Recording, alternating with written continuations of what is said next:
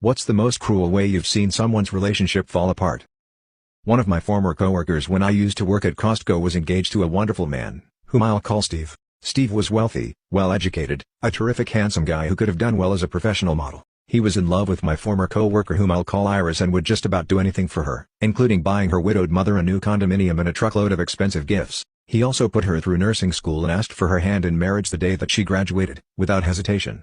After all, Iris was the love of Steve's life and he was planning to grow old with her and start a family with her when they were finally married. Well, as it happened, Steve was a football fan. He had some urgent business out of town, so he'd miss the local pro football game, but since he was flying with some of his work buddies he'd be able to watch the game on TV from his hotel room. Iris understood, because she was so tired after 6 straight days of shifts at the hospital where she was working. She told Steve she'll just stay home and watch a movie. Well, during the football game, there are shots of the people in the stands who will often cheer, do some dance moves, jump around, etc. One of the fan events was the Love-O-Meter, where 2 fans sitting beside each other, hopefully couples, would kiss each other. The camera would zoom in as they kissed, and based on the audience's rating, how loud they cheered, the couple may or may not win a 2-night stay at some fancy hotel. Lo and behold, the Love-O-Meter camera caught Iris and some guy. The same guy who came to do some tile setting and painting for Iris and Steve's home after Iris recommended him.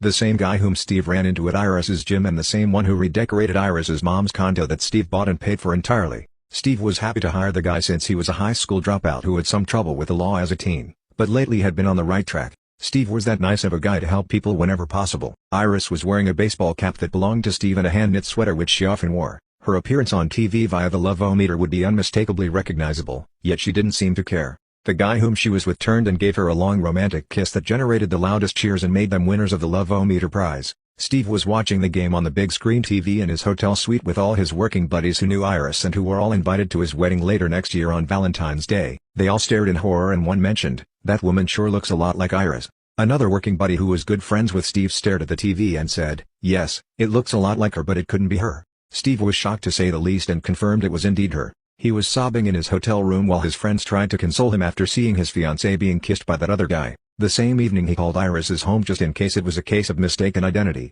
Her roommate answered and said that she was at a football game with her boyfriend, but she could take a message and give it to Iris when she returned.